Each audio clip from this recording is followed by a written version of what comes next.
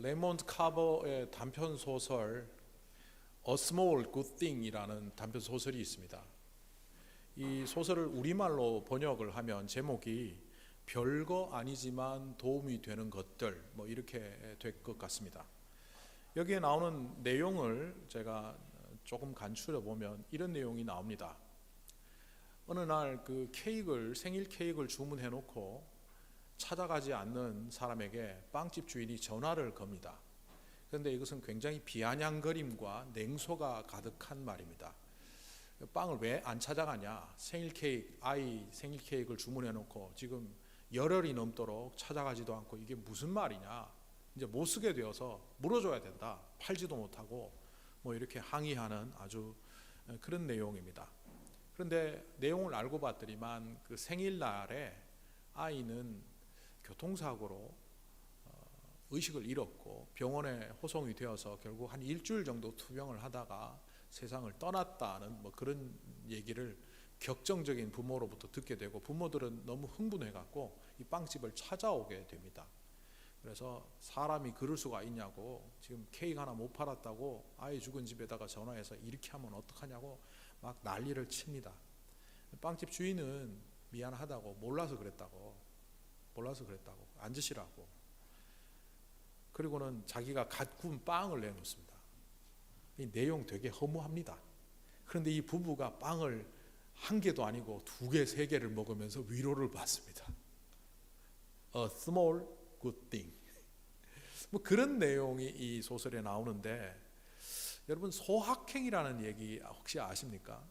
좀 유행한 지도 됐는데요. 한국에서 소소하지만 확실한 행복이라 그래서 인스타그램이나 사람들이 이렇게 인터넷에 많이 올렸어요. 강아지를 끌고 산책을 하면서 찍으면서 아 행복하다, 소확행 이렇게 하기도 하고, 치킨 하나를 들고 먹으면서 아 맛있다, 아 행복하다, 소확행, 소소하지만 확실한 행복 이래갖고 한국 사회에서 되게 유행을 했는데, 사실은 이거 일본 말입니다. 그 무라카미 하루키라는 그 소설가가 실제로 이 사람이 제가 좀 전에 소개해드린 레이먼드 카버의 단편소설 A Small Good Thing, 그 소설을 읽고 그 느낌을 표현한 것이 바로 소확행이라는 거죠. 사람이 행복한 것은 크고 놀라운 것에 있는 것이 아니라 아주 작고 잔잔한 것에 있어서 그것만 있으면 자식을 잃은 부모조차도 빵 한두 개의 위로를 받는다. 그래서 이 무라카미 하루키가 소확행이라는 말을 만들어서 일본에 유행을 시켰고, 그게 이제 우리나라까지 와서 됐죠.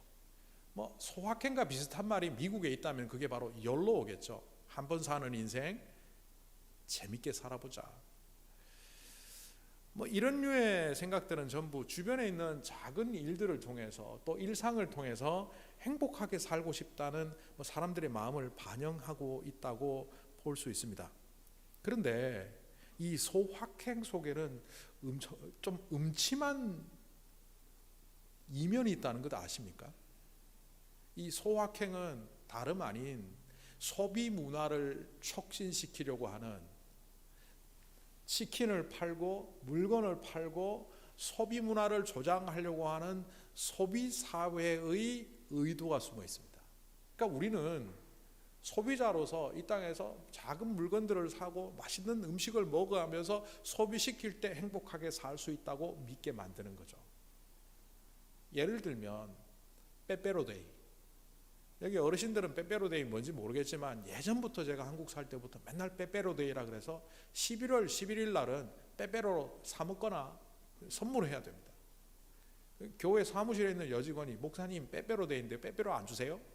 뭔데? 그랬더만 오늘 11월 11일인데요. 일자가 4개 있죠. 그 막대기 같이 생긴 과자를 선물하고 주거니 받거니 그런 연인들 사이에서는 물론이고 일반인들도 그렇게 했습니다. 이거 누가 만들었습니까? 그 빼빼로 장사꾼이 조장한 날이죠.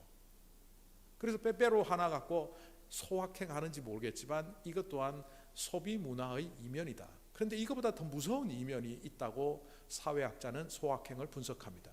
그건 뭐냐? 꿈을 포기한 자의 자기 안위. 실제로 우리가 달려가서 이룰 때 행복한 것들이 있습니다. 부모로서, 학생으로서, 이 땅을 살아가는 사회인으로서 이루어야 되는 꿈들이 있는데 그 꿈을 포기하고 그냥 작은 것에 만족하며 살도록 하는 음침한 의도가 있다. 어떤 사회학자는 이렇게 분석하기도 합니다. 이 소소한 행복을 살다 보면, 우리는 그것을 따라 살다 보면 순간순간은 기쁜 것 같아요. 치킨 먹을 때 맛있어서 행복하고, 강아지랑 산책할 때 또 마음의 여유가 생겨서 행복하고, 그렇지만 그 뒤에 삶의 중첩된 문제를 갖고 살아가고 있다면 그 산책이 끝난 이후 닭다리 하나를 내려놓는 순간 우리에게 두려움과 근심과 염려는 여전히 몰려오고 그대로 있을 뿐입니다. 오늘 로마서 4장 1절부터 12절은요, 로마 교회 사람들에게 바울이 가르치고 싶은 가장 중요한 것을 전달하고 있는 부분입니다. 그것은 다름 아닌 하나님 앞에서 의로 여기심을 받는 것은 엄청난 복이고, 다르게 말하면 그 복을 누리는 사람은 행복할 수밖에 없다는 것을 가르칩니다. 바꾸어서 말하면 당시의 최고의 물질 문명, 최고 문명화된 도시인 로마에 살고 있는 너희들이 누리는 그 주변의 소확행들이 정말 행복을 가져다 주느냐? 이 말입니다. 당신들이 살고 있는 그 로마에서 생활이 진짜 행복이냐? 이렇게 묻는 말이죠. 저는 여기서 바울이 만약 오늘날 유행하는 말로 바꿨다면 대깜놀행 그랬을 것 같다 혼자 생각해 봅니다. 대깜놀행은 크고 깜짝 놀랄 만한 행복. 하나님이 우리에게 주시고자 하는 것은 소확행이 아닙니다. 대깜놀행, 크게 깜짝 놀랄 만한 진짜 행복을 주시겠다는 겁니다. 오늘 제가 공동번역을 사용한 이유가 있습니다. 오늘 이 본문을 한글로 번역된 거의 구할 수 있는 대부분의 번역을 읽어보았지만 공동번역을 제외하고는 전부 복이라고 번역했습니다. 그런데 오늘 성경에 사용되어 있는 4번의 복과 관련된 단어가 있는데요, 이게 마카리스모스 혹은 마카리오스라는, 마카리스모스는 명사고 마카리오스는 형용사입니다. 이게 행복의 근원 혹은 행복한 사람, 주로 행복에 관한 이야기를 다루는 단어입니다. 그런데 우리말로 번역을 할 때는 전부 복이라고 번역했어요. 그런데 이걸 의미를 제대로 표현하려면 행복이라고 번역하는 것이 맞다 여겨져서 제가 찾아보니 공동번역 외에는 전부 복이라고 해서 공동번역을 택하게 된 겁니다. 무슨 얘기냐?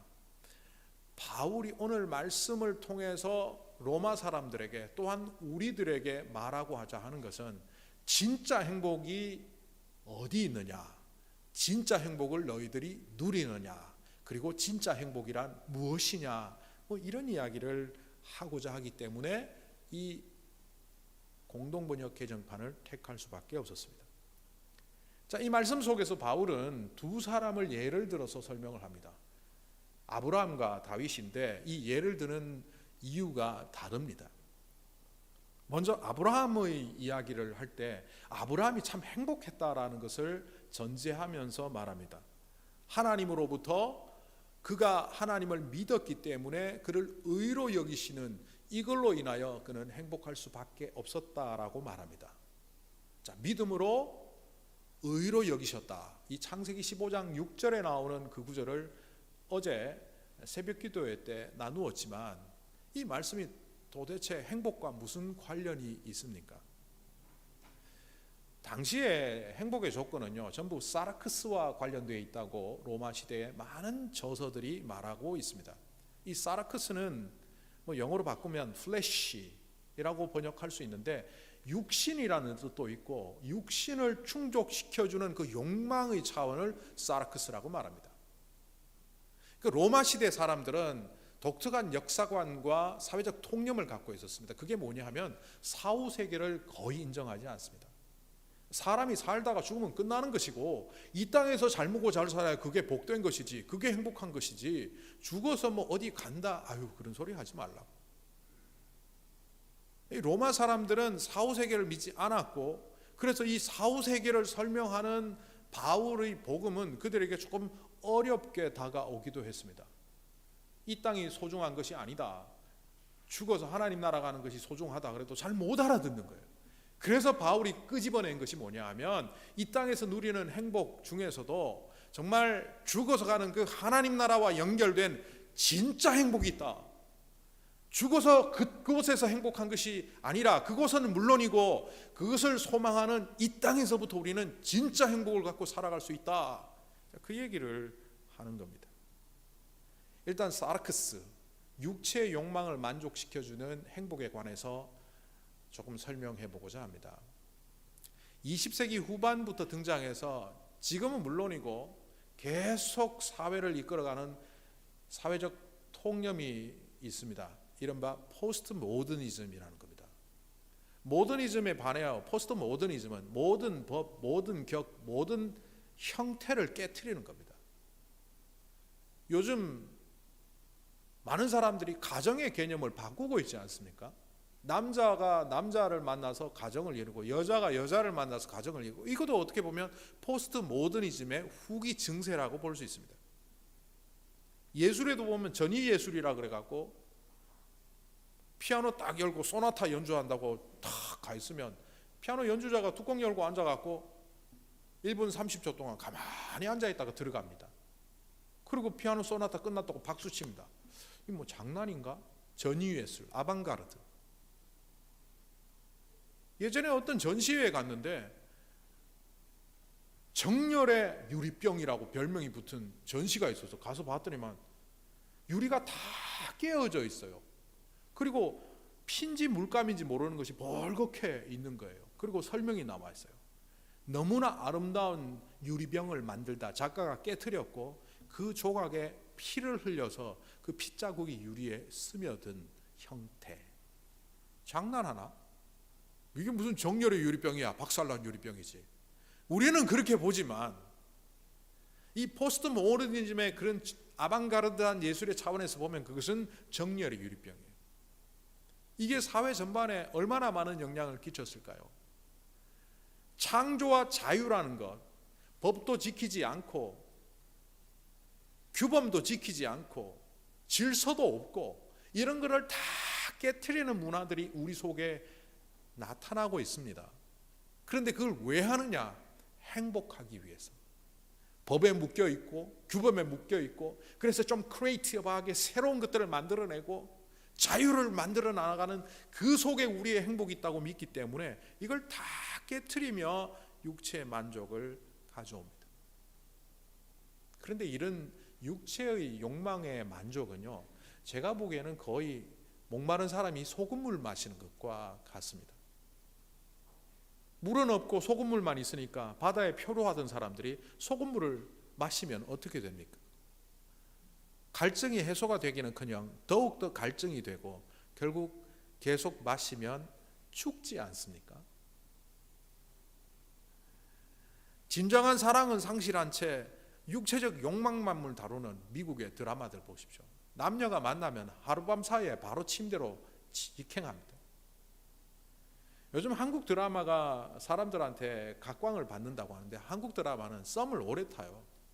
손도 잘 안 잡고 키스도 잘 안 해요. 오랫동안 사랑을 하는데 그 미국 사람들이나 유럽 사람들이 볼 때는 희미한 옛사랑의 그림자가 떠올라서 그게 향수처럼 좋다.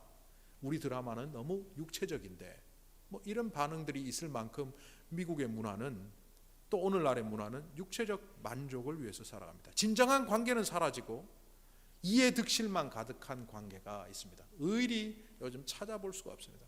의리는 주먹이 의리고 돈이 의리다, 뭐 이렇게 말할 정도입니다. 오늘날 이 시대에 나타난 이런 문화적인 또 행복을 추구하는 사람들의 방식이 사실은 고스란히 로마 시대 때 있었습니다. 오늘날보다 더했으면 더했지 로마는 덜하지 않았습니다. 동성애의 만연 아주 심했습니다. 육체적 향락을 위해서 그들은 5끼를 먹었습니다. 주로 귀족들, 잘 사는 사람들 이야기죠. 요즘 우리가 쓰는 다이어트란 말이 사실은 로마 시대 때 나온 말입니다. 하루 5끼를 먹다 보니까 너무 살이 쪄서 야 하루에 2끼만 먹자. 그 2끼만 먹자는 말이 다이어트입니다. 그렇게 육체적 향락을 위해서 살아갔던 그 로마의 사람들 앞에 바울은 도전합니다. 너희들이 진짜 옳으냐? 너희들이 정말 맞냐? 로마가 살아가는 방식이 이게 옳다고 말할 수 있느냐? 이 의로움은 우리가 믿음으로 주님 앞에서 하나님 앞에서 얻을 수 있는 것이라고 바울은 말합니다. 믿음으로 올바르다 인정받는 것, 이것은 하나님으로 통해서만 가능하다는 거예요. 그런데 로마는요, 로마가 옳다라고 믿었습니다. 로마의 그 문헌에 보면 로마가 과거에 군대를 동원해서 전쟁을 치르는 중에 적들이 벌써 도망을 갔는데도 불구하고 적들을 도왔다는 이유 때문에 수만의 양민들을 학살한 사건들이 여러 번 있었습니다. 그때는 워낙 옛날이기도 하지만 그래도 의식 있는 사상가들이나 철학자들이 로마에서 이거 잘못된 거다. 왜 죄 없는 사람들을 이렇게 마구 죽이느냐라고 할 때 다수의 사람들이 주장했던 한 문구가 있습니다. 로마는 언제나 옳다입니다. 그러니까 로마가 하고 있는 것은 틀린 것이 없다는 거예요. 정치사회학자들이 오늘날 미국을 과거의 로마와 빗대어서 로마와 비슷한 나라다라고 말합니다. 물론 로마보다는 비중으로 볼 때 좀 못하긴 하지만 로마의 특징을 갖고 있습니다. 그 중에 제가 보이는 것은 바로 미국은 옳다라는 겁니다. 1997년, 98년 어간에 한국의 IMF 금융위기 사태가 왔을 때 미국 돈이 많이 들어왔습니다. 국제금융이 들어왔지만 미국 돈이 많이 들어왔습니다. 그리고 들어와서 우리나라를 점령하듯이 뭐라고 말했느냐 하면 망할 기업은 전부 망하게 내버려둬라. 문 닫는 은행들은 전부 문 닫게 해라. 그래갖고 우리나라 기업들 마구 문 닫고 은행들 문 닫고 해서 다 팔아먹었습니다. 그 막대한 이득을 미국 회사들, 미국 투자가들이 취했습니다. 자, 그렇게 했으면 10년 후에 서브프라임 모기지가 일어났을 때 미국에서도 은행들이, 기업들이 무너져 내리는 그때 똑같이 해야 되지 않습니까? 막대한 재원을 은행에다, 기업에다 퍼부어서 망하지 않게 했습니다. 그때 이런 이야기가 있었습니다. 이렇게 많은 돈을 찍어내고 재정을 풀게 되면 인플레이션이 온다. 요즘 우리가 겪는 인플레이션, 이거 우크라이나 전쟁 때문 아닙니다. 미국이 과거에 취했던 그 양적 완화, 수많은 풀어놓은 돈들이 우리의 식당의 음식값을 높이고 그러고 있죠. 이게 뭐냐 하면 미국은 옳다. 다른 나라에 취하는 방식과 달리 미국은 나름대로 한다. 심지어는 OECD 국가 중에서 고문을 허락하는 나라가 유일하게 미국입니다. 제네바 협정에 의하여 군인들을 이렇게 포로로 잡으면 고문을 못합니다. 그런데 미국은 제네바 협정과 무관합니다. 그래서 적군을 잡아오면 고문합니다. OECD, 이른바 소위 잘 사는 나라들 그 연맹에서 미국만 고문을 합니다. 그리고는 독선적이고 자기중심적이고 이기적이고 FBI에 잡혀가는 거 아닌가 모르겠습니다. 실제 미국이 이렇게 하는 것은 미국은 옳다라는 생각이 우리 속에 있습니다. 그런데 이런 공동체일수록 이상한 특징이 하나 있습니다. 로마도 그랬고 미국도 그랬고 그 공동체에 속해 있는 개인의 행복 지수가 떨어진다는 겁니다. 제가 덴마크 이야기하면서 몇 주 전에 세계 1, 2등 하는 행복 지수의 나라라고 얘기를 했습니다. 유엔 산하에서 매년 행복 지수를 조사를 하는데 미국은 생각보다 낮습니다. 세계 최강의 나라인데 가장 많은 것을 소유했는데 이 미국 속의 풍요로운 물질 문명 속에서 살아가는 이 미국 사람들이 행복 지수가 낮아요. 독선적인 공동체를 만들고 자기만 옳다고 여기는 공동체 속에 속해 있는 사람들은 불행합니다. 과거에 히틀러 밑에 있었던 독일 제국이 그러했고, 로마 제국이 그러했고, 징기스칸 아래에 있었던 그 칸 제국의 백성들이 그러했다는 자료가 있습니다. 물론 미국도 마찬가지고요.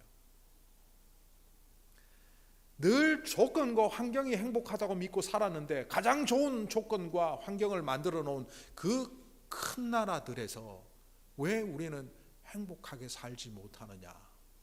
결국 소확행은 우리에게 행복을 줄 수 있는 이유가 아니라는 겁니다. 아브라함의 행복은 뭡니까? 남들보다 특별하지 않습니다. 많이 가지지도 않았습니다. 그렇게 뛰어난 사람도 아닌 것 같습니다. 어떤 때는 이랬다, 어떤 때는 저랬다, 약간 우유부단한 모습도 성경에서 보입니다. 그런데 이에게 특별한 요소가 있습니다. 아까 제가 헬라어로 마카리스모스라는 말은 행복의 근원이라는 말을 했는데요, 이 행복의 근원이 아브라함에게 있답니다. 그게 뭐냐? 오늘 바울은 하나님으로부터 자기의 인생의 의미를 확인하는 것. 하나님이 그 인생이 옳다라고 여겨주신다는 말은 아브라함의 입장에서 보면 하나님을 통하여 내 인생이 의미 있다라고 여기는 거죠. 내가 하나를 먹었느냐, 두 개를 먹었느냐, 이것을 먹었느냐, 저것을 먹었느냐가 아니라 이것을 취하는 과정을 통하여 내가 의미를 취할 때 그게 정말 행복한데, 이 아브라함은 바로 그 의미를 파악하고 있다는 겁니다. 그래서 그는 행복하다는 겁니다. 하나님을 통해서 의미를 발견했던 이 아브라함이라는 사람이 전쟁에 나가게 됩니다. 오늘 큐티에도 잠깐 나왔지만 고대 가나안 지역에 전쟁이 일어났습니다. 그 전쟁에 결국은 들어갈 수밖에 없었고 겨우 사병 318명을 데리고 전쟁에 참여하게 됩니다. 그런데 그 대전의 판도를 뒤집어 버립니다. 저쪽은 분명히 5,000명, 적어도 10,000명 이상의 군대를 갖고 있는 대군인데 318명과 붙어서 이깁니다. 그리고 수많은 전리품을 취하고 돌아오는데 패배한 나라 왕들이 영웅처럼 받듭니다. 당신 때문에 우리 나라가 살았어. 그런데 이 아브라함이란 사람이 두 가지를 사양합니다. 자기네 이름이 높아지는 것, 영광받기를 사양했고, 그 재물을 취하는 것을 사양합니다. 그리고 이렇게 합니다. 그 모든 영광이 하나님께 가도록 합니다. 318명 대 수만 명의 전투에서 이긴 것은 오직 하나님이 나를 통하여 하셨기 때문이라고 보여줘 버립니다. 그리고 전리품의 10분의 1을 하나님께 드리며 이 모든 것은 하나님의 것이다라고 확증해 버립니다. 재물도 취하지 않고 영광도 취하지 않았던 이유가 뭡니까? 자신의 성공은, 자신의 승리는 오직 하나님을 통해서만 의미 있다는 걸 알기 때문에 그렇습니다.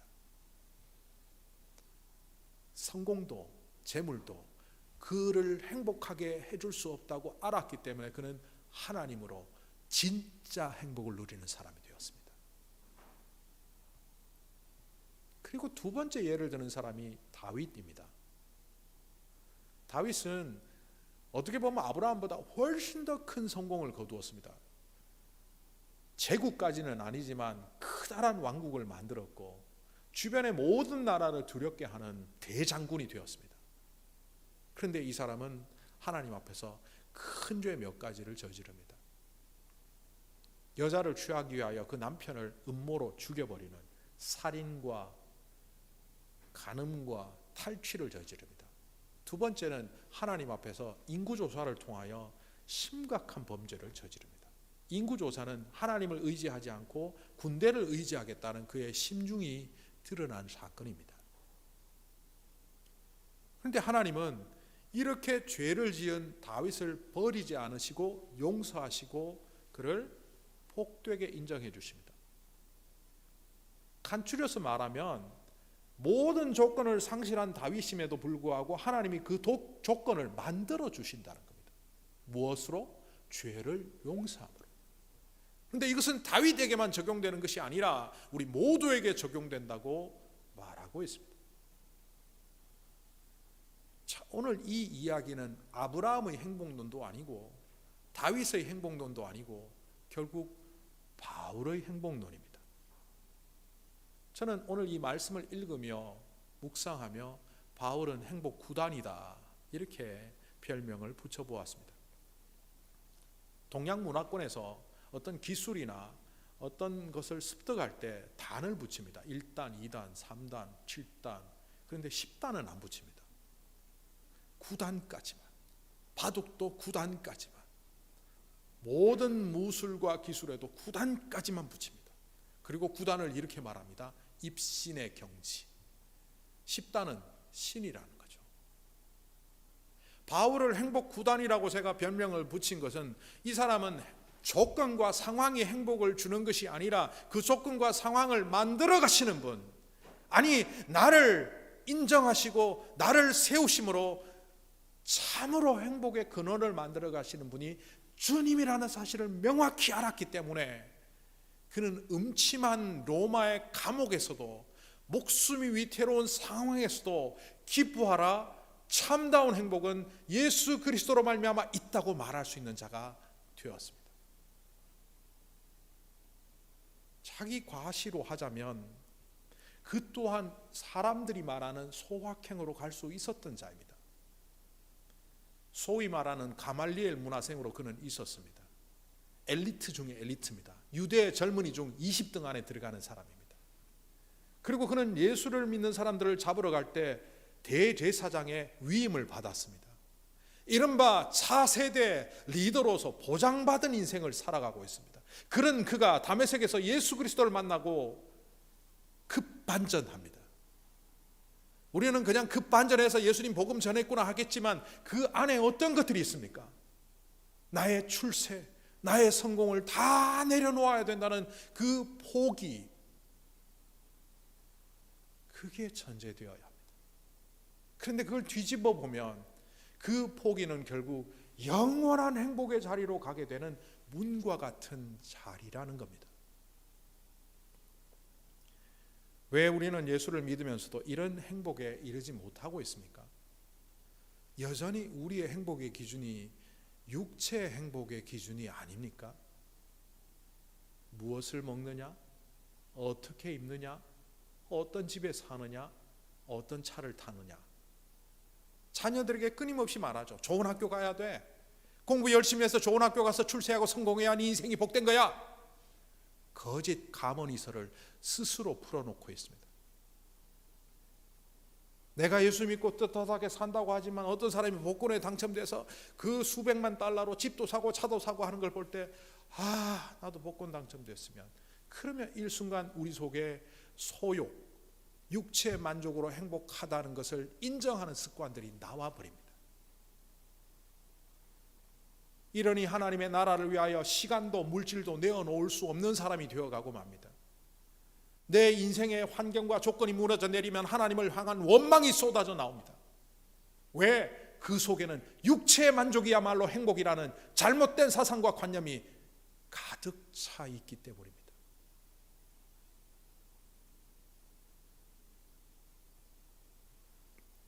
어떤 사람이 있었습니다.